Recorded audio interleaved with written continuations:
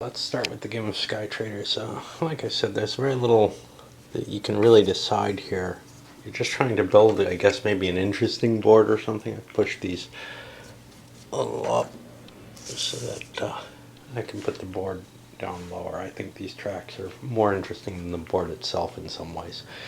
So now we go to the next player, and he's got to play a red one. He's only got really one choice. Actually, I'm not allowed to play that. Am I? Because that's next to the volcano, and I think that's illegal.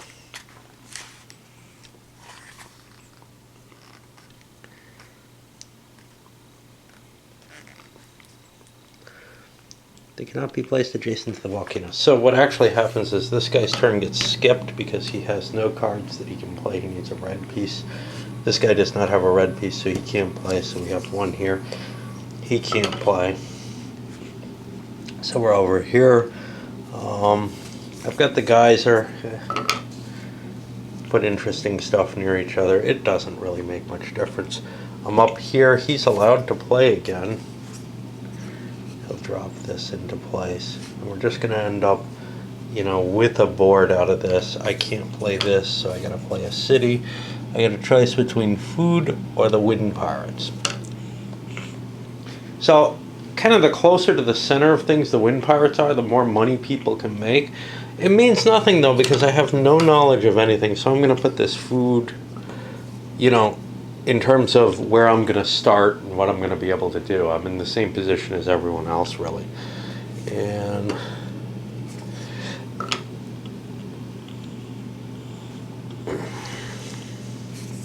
over here I've got a red. We'll put this over here. I'll link two of these. I like making little circles. You can never fill every space, just by the nature of the game. He's out. I got a jump gate. How much mobility do I want in the game is a question. I'm not sure what the answer is. I'll put this over here. They're not really jump gates. There's something else. This guy's got wine and the dual city. The dual city is kind of cheesy. I'll jump that over here. Alright, this is kind of tough to place. So 1, 2, 3, 4, 5. I could hang it off here. So that's what I'm going to do, just to get it out of the way. Again, there is not really a lot of strategy to this that I can discern. I'll put this over here. And that means we get another brown. The Pirates Cove, how close to the center would I like that? Well, let's not run too far, although I may have to move the board a little bit. I think this guy's next. Not a lot of interesting places to put this. Some wine, he'll just throw it up here. And now the final one actually kind of has to go down here somewhere. It could go down off this, but that would force my board to be more difficult. And now each player gets to pick their stuff to start with. And the only real issue here is, oh look, I get a dude. I get his little tokens. One for phlogiston. Is this the right dude? This is not the right dude. Let's get the right dude on there.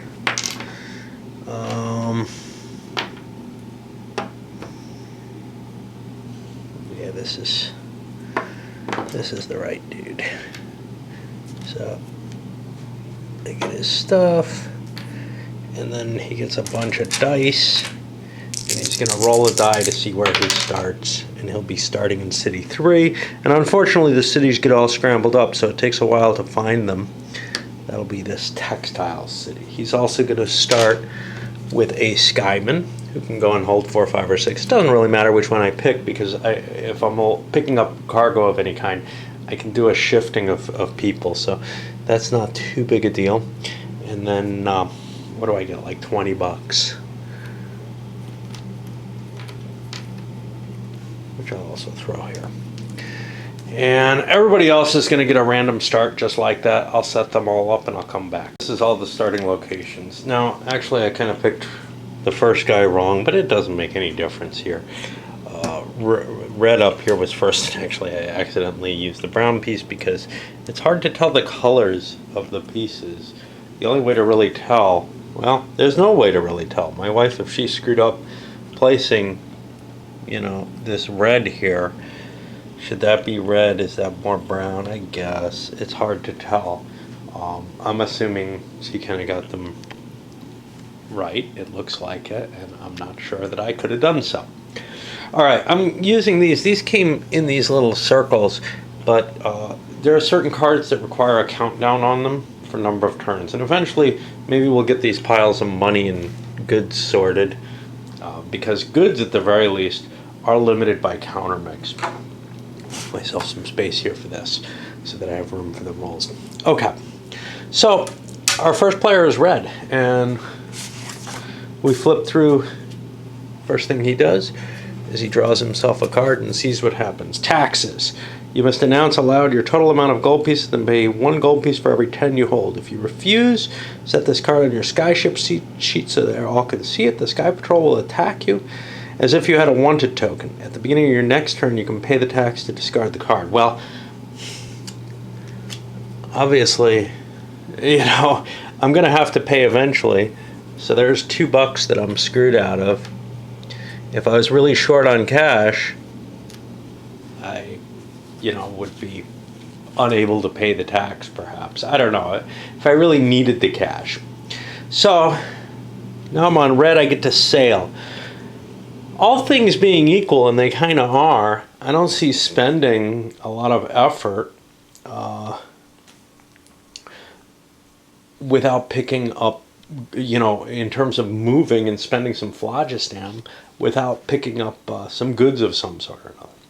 I'm a long way from the volcano, so it seems to me that buying wine might be the best thing. The other alternative would be to grab minerals. I could probably, you know, I could get minerals for free. If I buy wine, I could get 4 of them. I think what I'm going to do is I'm going to go for minerals instead.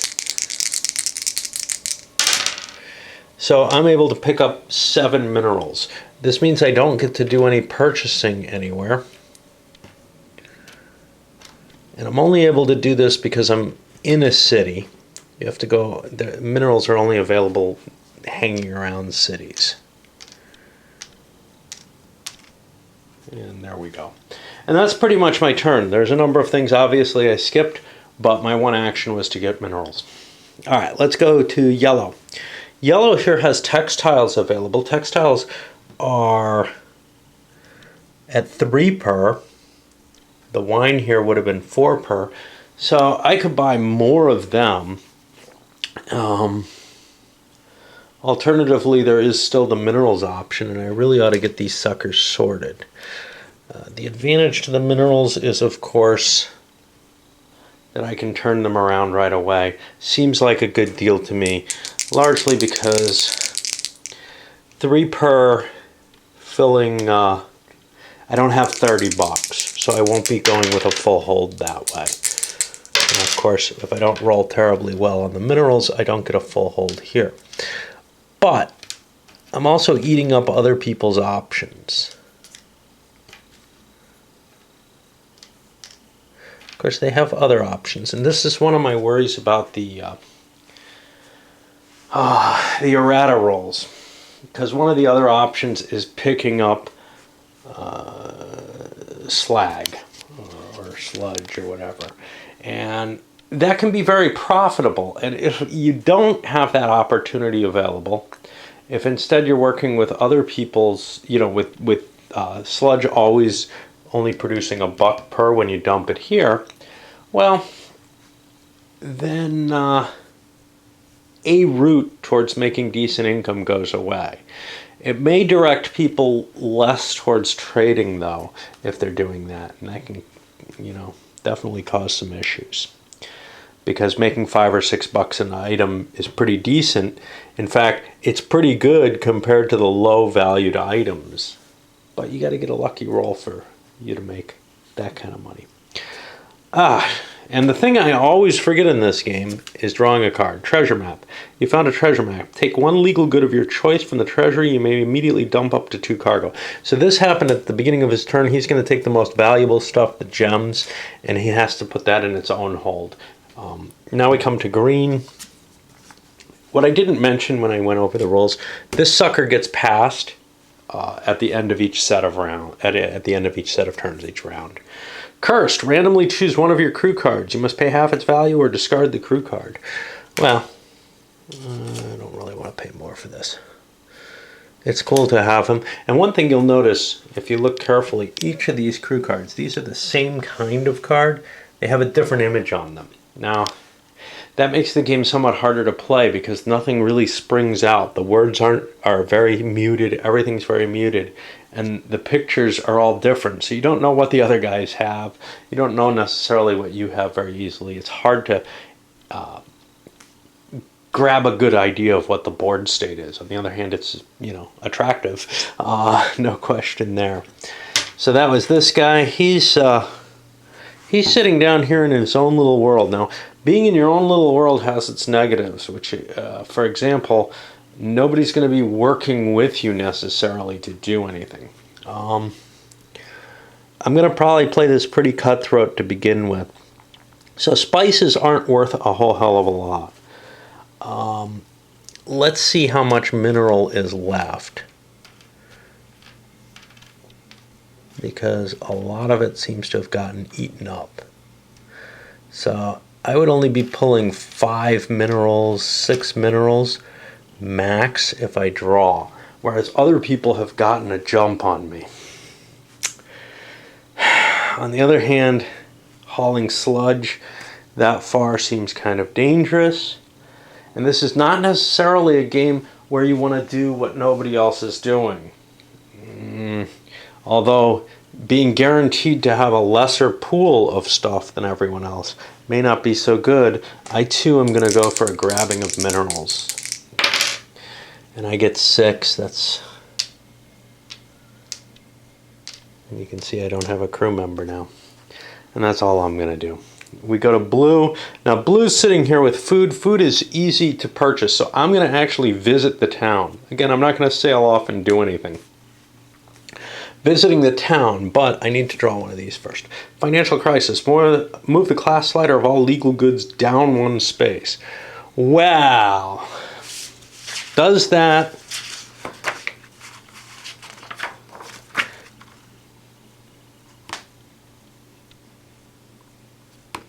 Is that affected by the market rebound?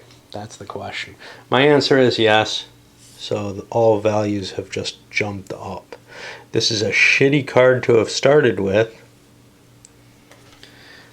for him, because he was planning on purchasing some stuff and now all the minerals are gone. He's still going to go for his food, hope that he can make money off of it. Usually you don't want to buy if something's not at the bottom, but of all legal goods. These are the legal goods. Okay. So I think I'll visit the town. Now, visiting the town, I have a whole bunch of things I'm allowed to do in trading: buy and sell cargo, phlogiston, crew, sludge, cargo, organize my cargo, repair damage, and upgrade holds. The big thing I'm going to do is I'm going to figure out how much cargo I can carry. These unfortunately now cost $4 each. So if I wanted to get 10 of them, it would cost me $40. I obviously can't do that. So I'm going to buy as many as I kind of can. Let's say I wanted to buy 8 of them. That would cost me 32. I have 30. I have 20. Let's say I wanted to buy 6 of them. I'm going to fill my holds individually. 6 of them will cost me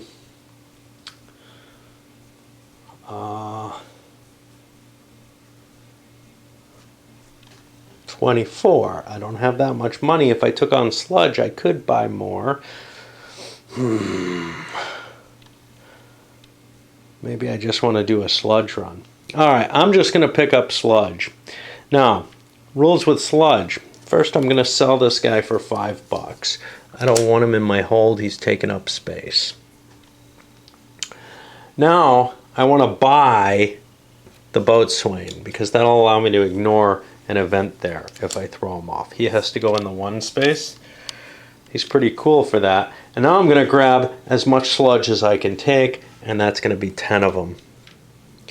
And that's not sludge.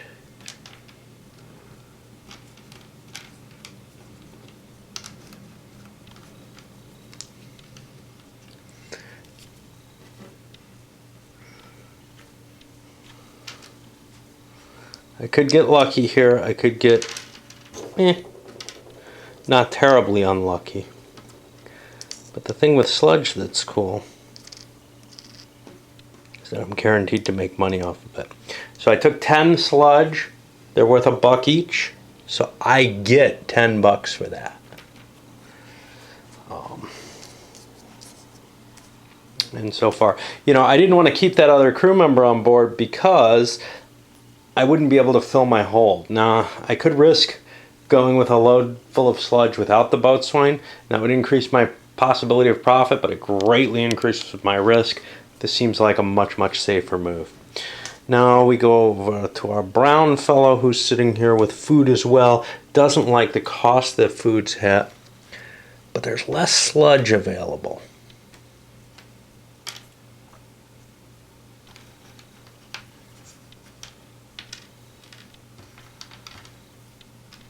There's only 9 sludge available for him. Is that right? There's 10. I could pick up sludge as well, or I could kind of gamble on the food. Another opportunity is I could go somewhere and buy something. So I could go here to the Wild Pirates Cave and buy myself these materials. Now this is why the price starts here in the advanced game, or in the variant. But I tell you, I can only buy 4 of them, and it's a high risk for that much. I think I'm going to follow the same path that blue is with the sludge, and grab myself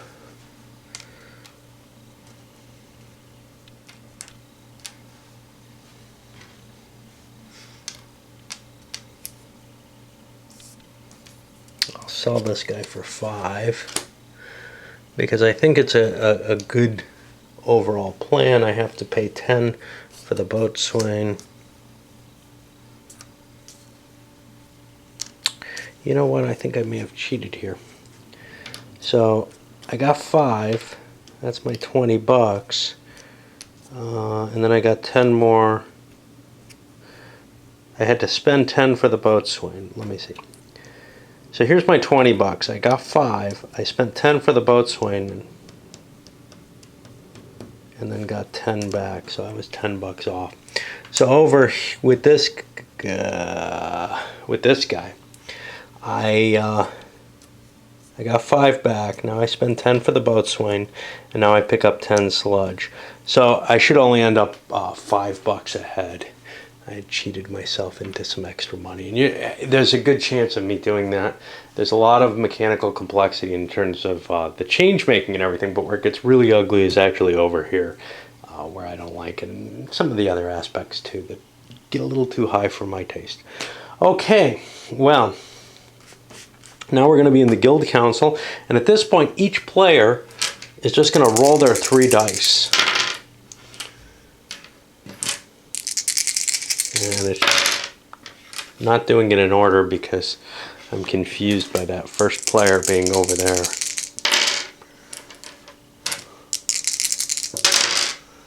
Okay.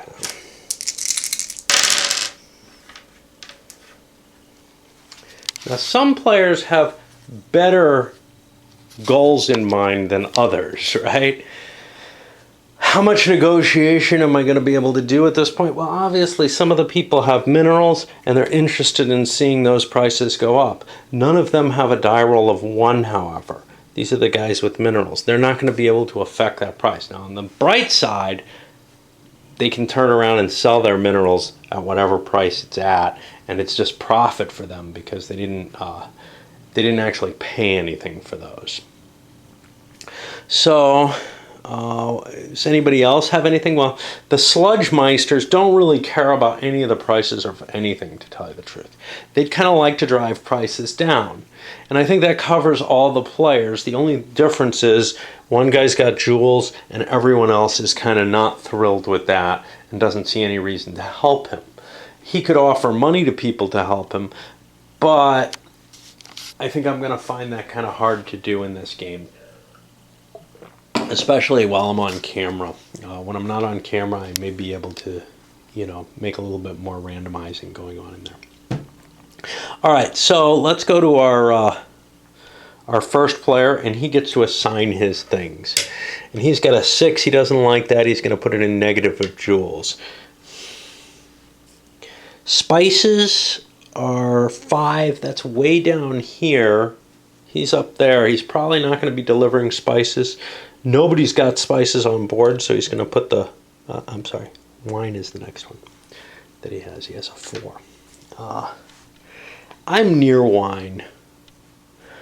I'm going to decrease the price of wine as well, because if I don't move, I can sell my minerals and buy wine. And then the final is food. How do I feel about food? Well, nobody's got it on board. I really don't care, but I'll drop the price, make it an opportunity for maybe myself, maybe other people. Then going over here, this guy, well, he wants to cancel out the decrease in price on the gems or jewelry. He has the last 4 die in the game. What does he care about wine? Well, he's the yellow player. He's not far from wine. He's probably not going to be picking up wine, though. I'm going to cancel that out. And then the 3 die is... that's textiles.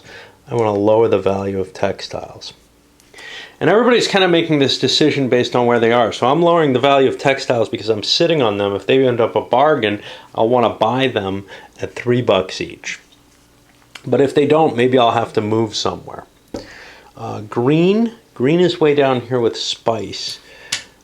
I actually don't care. I want to lower the price of gems. So if I had the last set, if this was down here, I would want to make sure that these are equal so that the price doesn't bounce higher no matter what. 3 is textiles. Nobody has textiles, so I'm going to boost their price. Again, we could be making deals here. Hey, I'm interested in spice, you're interested in that. It's hard to see those, though, and in 5 players, I think it would be really tough. And food, I want to keep the price of food up, too. Blue's just got a pile of sludge on board I'm planning on ditching. So I want to make sure prices don't go anywhere. I'm going to hold on to the 6 die. The minerals die, I don't want minerals to go up because other people are making money off them. And then finally the food die, I'm going to boost that up to try to keep people from making money. Now what I got to keep an eye on is what effect that's having over here. But okay, this guy has a pair of spice dice. And there's someone sitting on spice and nobody owns it, so I'm going to drop both of them in the positive. And he's got a gems die, which he's going to hold on to. Now we have the effect here, and we've got 1, 2, 3, 4, 5, 6, to 1, 2, 3, 4, 5, 6, 7. The black market goes up 1. And the prices are getting a little higher. And the black market tends to be volatile, but it tends to be crazy volatile in 2 players because most of the dice end up on the negative side because half the dice are automatically placed over there. So you have a lot of ability to throw your weight to affect them. But it's a lot harder to make a killing on them, I think, in a 5-player or even 3-player game where people have the ability to kind of tinker with the prices. Now, like we said, this went up, so actually the price for picking up sludge is going up. And then we work our way through each of these. So this one has 2 down, 1 up. It's going to go down 1. This one has 2 up, no down. This one's even. 1 down, 2 up. So it goes up 1, and then 1 down, no up. And, you know, people who have an advantage off given commodities, well, they have some control over those commodities. So for example, you know, you would think, well, with 3 people having minerals, the price of minerals should have gone up. It doesn't. It's kind of a weird thing, because it actually, in 2 players, it doesn't reflect this way, but it actually does kind of give some balance towards some sort of supply and demand, in the sense that if a lot of people are interested in buying minerals the turn before, the price of minerals is more likely to go up, but there's no guarantees on it.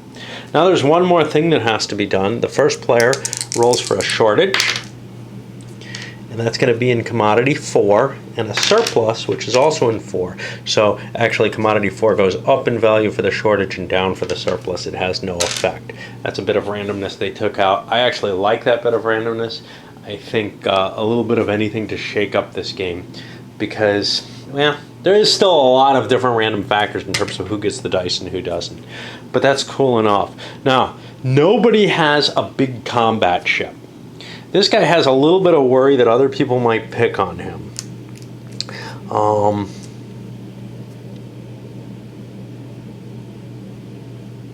But he's only hauling minerals, so he's going to need cash on hand to buy other goods. He's going to hold on to it and take a little bit of a risk. Well, these guys also are kind of at a risk, but nobody's interested in stealing your sludge, and nobody's probably going to be able to, nobody's willing to pick up a piracy chit for what you've got on your board at this point. That thing's worth 50 to buy off, and could be worse than that. Whereas people, aren't going to give up more than like 10, 15 bucks at this point. So it's just the options for piracy are too low at this point. You have to be doing well. You have to have a lot of cash or a lot of good cargo on board for that to work. So before we go to the next turn, we pass the first player turn marker, and yellow's going to be starting things off on the next turn. Okay, well, nobody moved anywhere in the first turn. Everybody sat where they were. So let's keep going. Our first player, we pull a card. Wind Pirate King. You may choose whether or not to fight him. If you defeat him, you get 100 gold. Once combat begins, though, you can't withdraw. He's +5 on every die roll. I don't want to fight that. So now the question is, where am I and what can I do? I'm sitting here where there are textiles. I don't need to spend any fuel. I'm loaded up with materials that are at low value. In a sense, selling these does me no good. I could turn them around, and I could buy some sort of low value textiles, but I'm not really expecting anyone to jump in with those. If this was a 2-player game, I definitely would, because I would assume that my 50% share of sort of, the market control would be enough. But with, I was taking a drink. With so little of the market under my control, I think it's better off I sit and wait on the things that I have. So what do I possibly want to do? There's not really anything, so I'm actually just going to pass. Now this is very strange. I think this kind of behavior is only likely early in the game. It certainly doesn't happen with a low number of players, because you have more ability to turn things around. So, this extra money that I picked up for free is worth something. During that passing, though, I am allowed to roll 2 dice and do some mineral searching. And I don't get another gem, and there aren't any other minerals there, so, nothing happens. And we'll punch it to the next person. Economic boom. Move the class slider of all legal goods up 1 space. Okay, well, that would have been very helpful for the last guy to get rid of his goods, because now the values have just all boosted. Too bad, huh? Green has goods on board. They are still pretty much as low as they can get.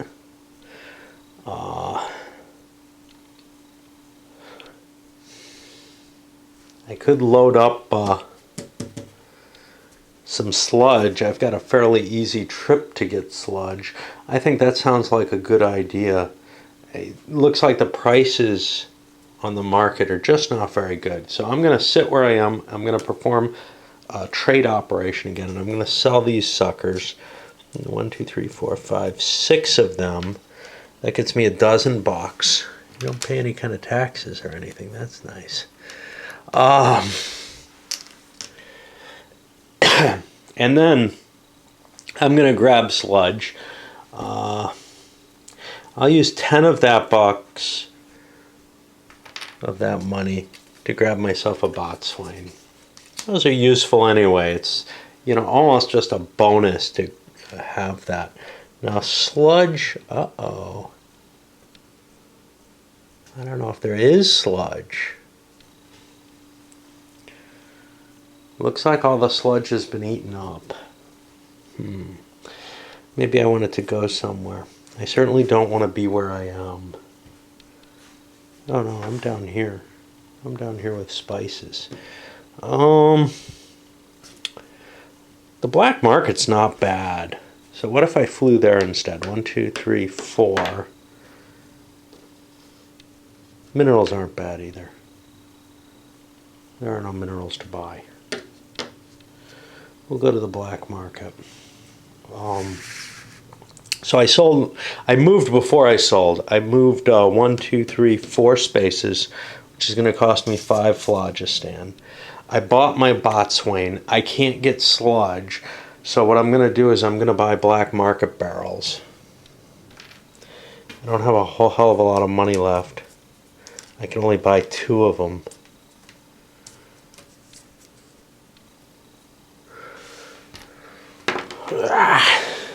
And I'll fill up and buy some more phlogiston for 2. That puts me out of money, so I'm kind of not too much at risk here. We'll go with that. Third player is blue, who's holding a lot of sludge. I want to move.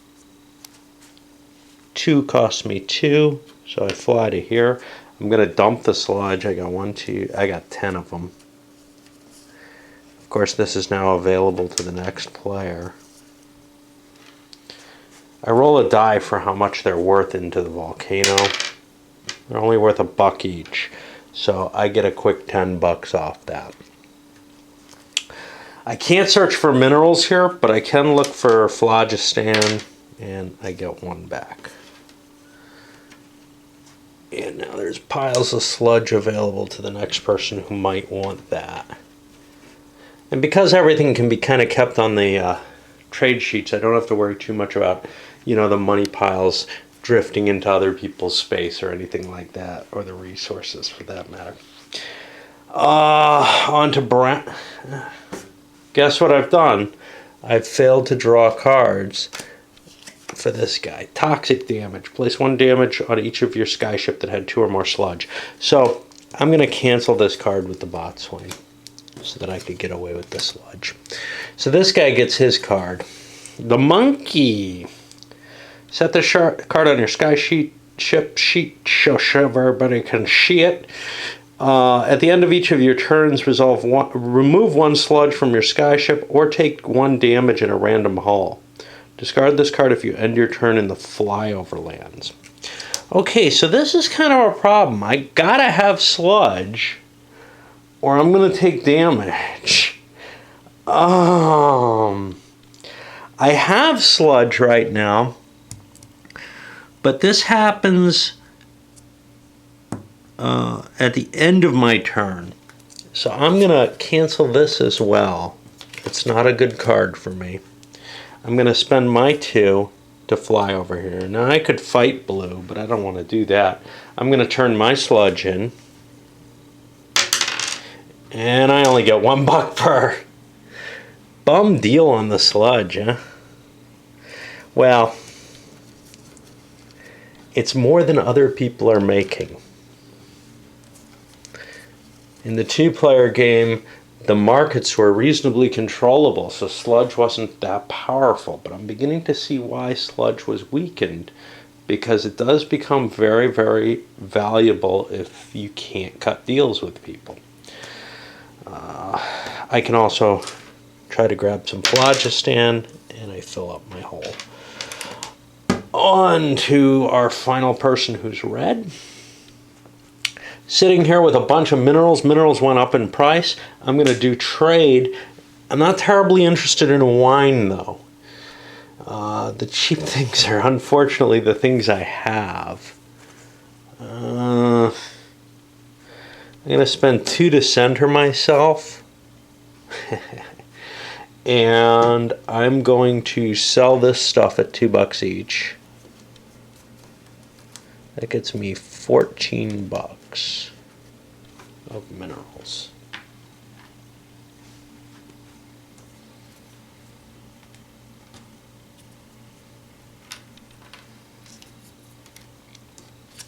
I'm going to sell my sailor for $5. Comes back in my hands. I'm going to buy the Sludge Master. These are all the same picture. Many of them are the same. Interesting. The Skymen are not, for some unknown reason. So I'm going to pick him up. I hope I paid. I can't tell for sure, but I think I did.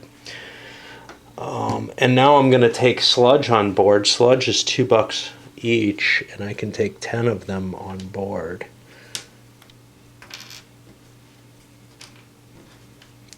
Which is going to give me another 20 bucks in cash, which is a better payoff than the last guy, than people who were in last round. So that's kind of cool. And I'm beginning to see, in a large number of players, why you do want the rules to change a little bit from how they were in a small number of players. Yeah. Okay, so now it's time to play with the markets, and I think given what we're seeing with the sludge, people are beginning to realize if you want to make more than that base sludge amount, you got to deal with each other. It's possible. And what do we got? Well, we got to roll some dice. I'll come back after I roll dice and maybe do some thinking as to deliberations. So with only one person holding, well, 2 people holding goods they're interested in. We got the minerals and the black market. And they're the first couple people. There's not a lot they can do together. I'll grab myself a white die to discuss with. But they can talk a little bit along the lines of, hey, look, I'll try to bonus this if you try to help me out, and as long as we're I'll put everything positive, that'll help the black market, presumably. Well, hard to tell what's going to happen because other people are probably going to be driving things negative. So maybe he's saying, well, maybe you should go negative on the black market. Well, but maybe I can help you out anyway. And yeah, he's willing to agree with that. I'm going to help you out, you help me out. Everybody else doesn't give a shit. Everybody else is kind of interested in lowering the value of stuff. They're not sitting on anything. They're not committed to anything. The Sludge Master over here is committed to hauling sludge, but that really doesn't get affected by the deal making. So this guy's going to start things off, and he says, okay, I got a 1, 4, 3. 1 I want positive. 3 and 4 I'm going to put negative to help bounce the black market because I think people are going to try to drop prices. This guy, same deal. He's going to put 1 positive, and he's going to put his 3 and 5 negative to try to drop prices. Now we're over at blue, and blue's saying, well, I sure the hell don't want the minerals to go way up. And then I got these 2 6s. Now what do I want to do with this? Well, we have 3, 6, 7, 8 more pips. Right now we're already 3 ahead, so that would be 11. 1, 2, 3, 4. 1, 2, 3, 4, 5, 6, 7, 8, 9, 10, 11. That would not be good. So I want to try to cancel that out. So I think I'm gonna. The positives help the jewel guy a lot, though. You know, that's $20 they help the jewel guy. I can't tell which way that goes, so I don't know what to do with these. I feel like either way I'm gonna hurt things. I'm gonna pass on my counters, actually.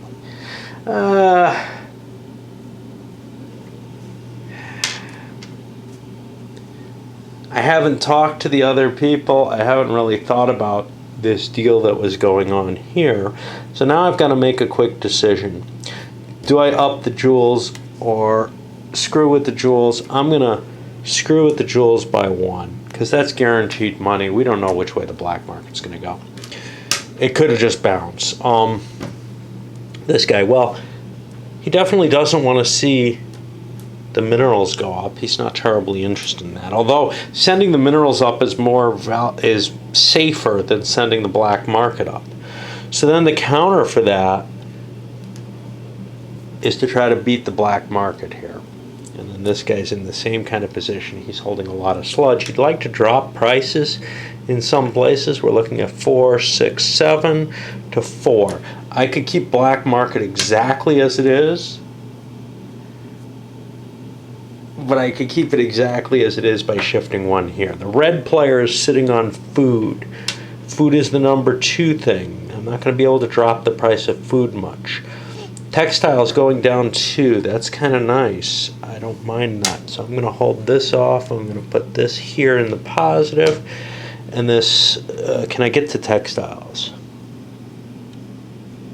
Textiles are close to me. This 4 I'm going to put over here in the wine. And now we see what the result of all this sort of machination with the dice is. So opening up 2, 4, 5, 6, 7 to 3, 6. This goes down 1. The black market is bad. It's gone down. He's lost money on his pieces. We're bigger on the negative side, so the value of sludge has gone down. And you can see why the sludge deliveries to the volcano are so dangerously big. But why people who are playing defensively might not make enough money to whip this chart around. It worked fine in 2. It doesn't seem to work so fine in a large number of players. Okay, let's work our way up. The jewels go down in value. These stay even. The wine goes up in value. Textiles go down. Food goes up in value, and nobody's got food kicking around on them, and this stays even. And now we have the high-low situation. I'm going to use blue for the shortage. That's the good stuff. So 2 goes up by 1, that bounces it down, and 6 goes down by 1, that bounces it up. Let's give people their dice.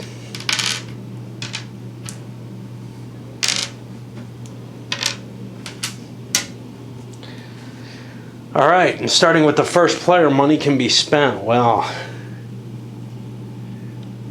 what's all this gray shit? Minerals, right? Yeah. At least they're $2 each. I'll be able to sell them at a decent amount. I don't feel like I'm worth attacking at this point, especially since I'm one of the few people who has a bonus in combat. So I'll hold off. No purchase over here. I need this money to be able to operate, really. So I'll hold off. It's not worth the attack, I don't think. And everybody's going to hold on to their things. Nobody's pushing their position up. Now, it's a big deal if you can get yourself up to yellow because you get to control a die. But you've got to make that decision when you roll it, which means before you make any discussion or whatever. So it's probably inherently just to your advantage. Again, big difference in 2 players, probably in 5 players, you just don't have that much control over the market. So I'm thinking a 2 or 3 player game. 2 player game, you don't have all that much control over the market either because you're rolling all these random negative dice that show up.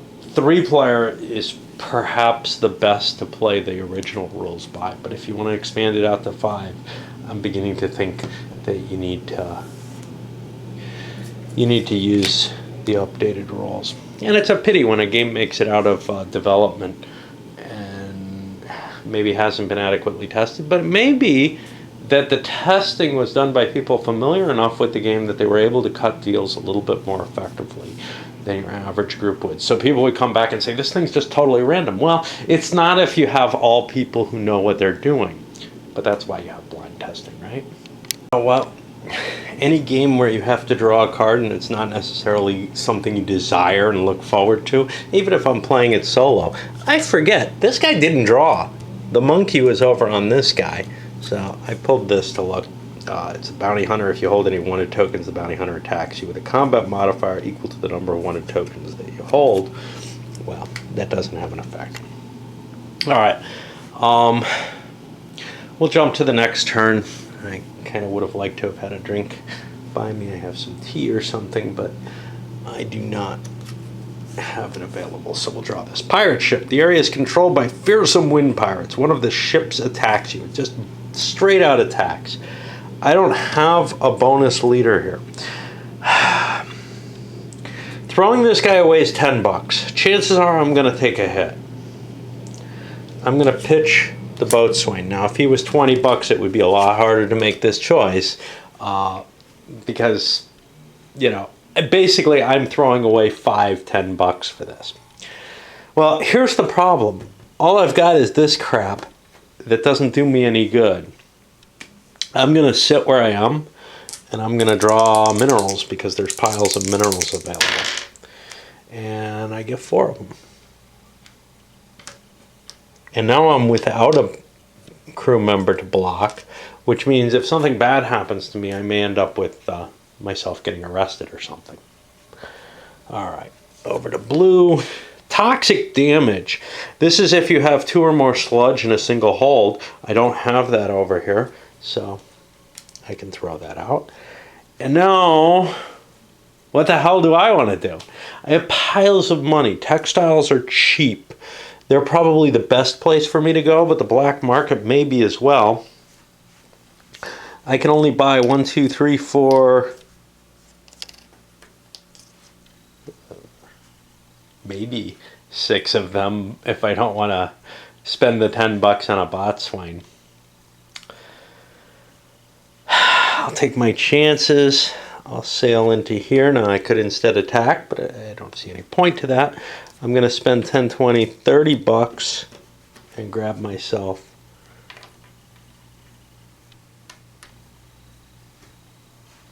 at $5 each, 6 of these.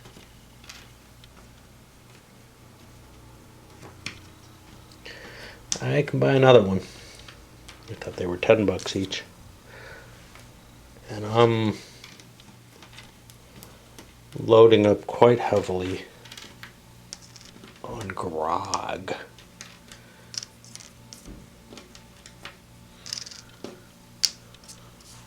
And that's the end of my turn. We go over to brown. Dragon market. Move the class slider of one legal good of your choice up a space on the commodities exchange. Jeez. I'm brown. I'm not too far from textiles, which is good. I'm not too far from the pirate, from the black market, which is even better. I'm going to boost the price of textiles, make life harder on everyone else. Ooh, I forgot to spend this guy's phlogiston, I think. No, I did. Because he had gained some. He had only moved 2, so I don't know. I don't know what's up. Alright, so let's fly here too. Because there's a decent amount of that. That only cost me 2. I can buy 2, 3, 4, 5 of them. And I'm going to get the safety of the boatswain. I don't want to get knocked out too early, right? Oh, except those are minerals. Son of a bitch, there's no more black market left. Alright, Or is this black market? I have trouble seeing the difference between these pieces, unfortunately. Yeah, there's one black market left. That's not worth it. Therefore, I do not want textiles to go up. I'm gonna send... I'll send food up, because nobody has that. Actually, there's kind of a cool ability because of that. There's a dude here. This guy subtracts money from the cost of goods. This guy says you can take class 2 goods instead. He costs $30. I don't think I have that kind of money. So I'm gonna go, who is this? Brown, he was here. 1, 2, 3, 4 spaces, or 1, 2, 3.4 spaces. That's gonna cost me 5 phlogiston. And I'm gonna buy textiles at $3 each. Be the first guy to do that. So 6, 12, 18, 24, $30. And the money's all gone. But more than that, all the textiles are gone. Which is kind of the weird thing. The first player gets the opportunity to screw with the market and grab the cheap deal in the market. I have $5. I could trade this guy in and get like a weapons or something. Or I could just buy myself some phlogiston. I probably don't need that much, but that's okay. Oh, have I been drawing? Geez, I don't know. I guess so. Carpenter, immediately discard all damage cards on your skyship for free. Nice. Alright, Red's going to be doing the quick move to dump his sludge. And we'll see if he gets a lucky die roll. Only one. So he only gets $10 of sludge. And so far we haven't seen the big sludge payoff happen yet. He's allowed to roll his phlogiston. Or whatever the fuck you want to call it. And he finds 2 of it. And now we go to this guy and we're looking at, hey, minerals are up to 2, gems are up to 20. It's time to cash in, right? Well, where is the question? Because if I trade, there's nothing to buy. There's nothing good. These are the worst selling things that there are.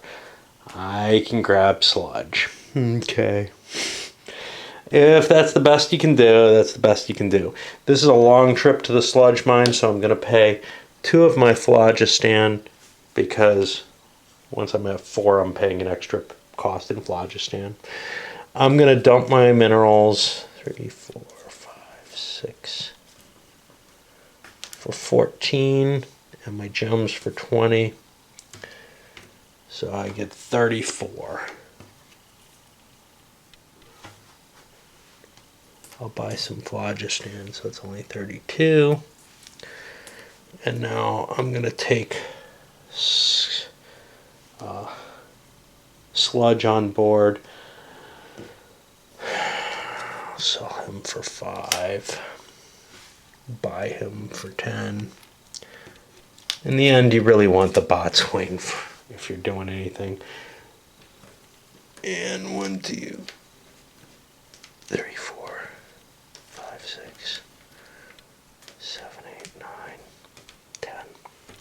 I get another $10 for my sludge.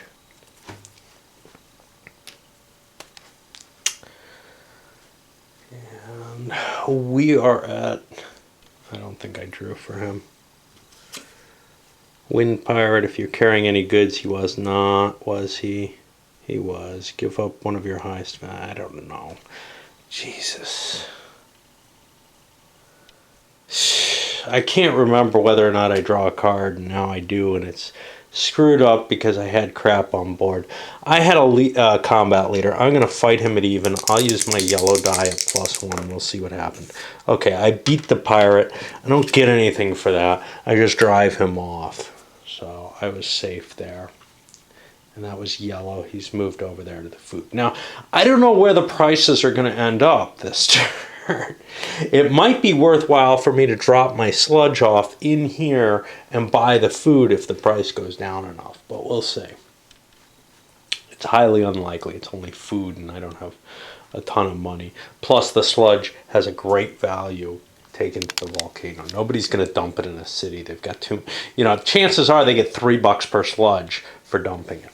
So now we go to the die rolling phase again, and I'll pause and come back after discussion. What is kind of nice about this is, like some XX games, well, like most XX games, like most of the Winsome games, the goal here is to have other people on your same path, people you can work with who are going to help you obtain the value you need. So for example, this guy who hoarded all the textiles, well, big whoop.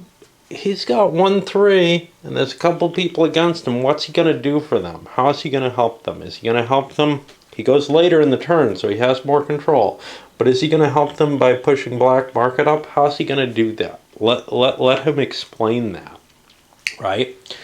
Whereas this guy here is saying, well, on my own, I just want to drop the price of wine because that's all I control, and maybe minerals because other people have it. I've got no real interests, right? There's nothing you can really convince me of that you're going to help me with because I can take opportunity where it comes up. These guys holding the black market material, do you want to really help them? They're the guys holding the 3s. Let's see if they can come to a deal, and we'll try to work out what it would be. Yes, they can. They're holding the 3s. They can boost the value of this, and he promises to boost the value of other things to try to get the black markets up. Because as long as they put in the positive, they're going to have good. It just seems almost like a natural factor, especially with this guy. He's got 2 of these. It doesn't really help him to hold on to them and not make the deal. Sludge Master here, he's not particularly thrilled, but he's going to be the last player to go. So it's these guys who have the ability to try to balance things out, and they're not holding the kind of dice that they need to affect this. They are holding the dice they need to affect the minerals that he's holding, but those were freebies, right? Okay, so he's agreed to put things in the positive side to try to shoot the black market up, and he'll drop these here. And what about the gold? Well, nobody's holding gems. Might as well push them up too.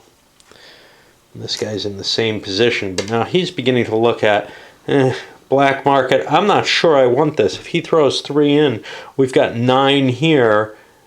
1, 2, 3, 4, 5, 6, 7, 8, 9. That means 1, 2, 3, 4, 5, 6. The other dice could all go here and drop me down. I'm not sure I really want that. So what I'm going to do is I'm definitely going to drop that. How about this? Do I want to help? Yeah, I agreed to help, so I will. And I'm going to put this on the negative as well. This guy says, well, I really don't care. I made my deal. I can't play this over there, so I'll hold it off. I don't want to drop the price. This guy says, well, now he's got to make a decision. If he starts throwing in positive, it makes it clear to him, but they can't negotiate anymore. So 2, 3, 4, 5, 6, 7, 8, 9, 10, 11, 12. This could go up 10. 1, 2, 3, 4, 5, 6, 7, 8, 9, 10. That's not so big a deal. So we'd rather be a balancing factor. So we're going to cut the price on the wine, cut the price on this. This guy says, well, there's no real reason for me to boost prices on anything. All I'm holding is sludge, and I'm going to affect the wrong way. So let's count them. 1, 2, 3, 4, 5, 6, 7, 8. 3, 4, 5, 6. This goes up to the black market. It's important for me to do it in this order because otherwise I clear the dice as I go through things just to mark where I am. And then I can't do these latter ones any earlier. So now we take a look at this. 1, 2, 3, 4, 5, 6, 7, 8. 1, 2, 3, 4, 5, 6. Actually, there were more negatives than positives. Why did this not go up very high? Who screwed up? Well, Brown did, or Blue did. He could have put them over on the positive. By not doing so, he made it so that everybody putting them into negative kind of balanced it out and not a lot of money is going to be made. Okay, so this goes negative, but negative is positive in this game. These guys clear it even. Negative. Negative. But the textiles made a killing, and for some reason people kept throwing into the minerals negative even though it was already bailing out. Hard to tell sometimes. Shortage in 2. Surplus in 2. Well, what's the order that those are done in? That's actually important. Because if they're done together, they cancel each other out and this doesn't move. But if the shortage is done first, it bumps this up, thereby putting it here, and then there's the surplus and it drops down. Interesting little issue. So if we can find where shortage and surplus is. Looks like they're done sequentially. So this actually goes down 2 spaces because of that. Not a big deal. Nobody's hauling that shit. Rearrange the dice.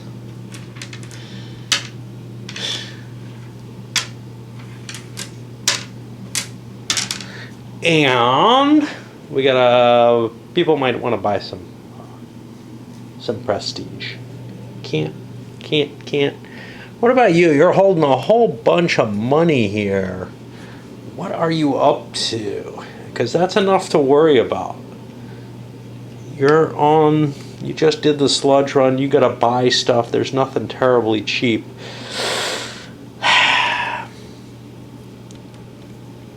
So the question here is, do you invest the money and avoid piracy possibilities? Or, by invest I mean throw it into here. Or do you want to try to use that money for an investment? Now the market does not look terribly good right now for investment. So I'm going to buy myself 8 spaces on here and count on doing some kind of freebie move next time, moving into a city, grabbing minerals or sludge. I got the dude for the sludge anyway, so basically that's what it becomes, and you stop really worrying too much about making deliveries and playing with the market because sludge is potentially a good payoff. And that is, of course, one of the gripes. This guy's hauling a lot of sludge already. He could get pirated, conceivably. Seems like a good chance for him to buy off too. 2, 4, 6, 8. I will also buy to the 8 spot with yellow. Does that make the game uninteresting? Not necessarily. It just makes it not quite the game the designers intended. And think again that they would have found that out through whatever playtesting they did. You get the feeling that maybe they only playtested with 2 or 3 people, and didn't send it out to large groups and didn't get a lot of the input that they got after publication. Of course, I think this was done Kickstarter, and God knows what you get out of Kickstarter. Somebody's got a great idea in their head, and I mean, it's not a terrible game. It's just I don't trust the industry standard when it comes to Kickstarters. All right, let's send this one up.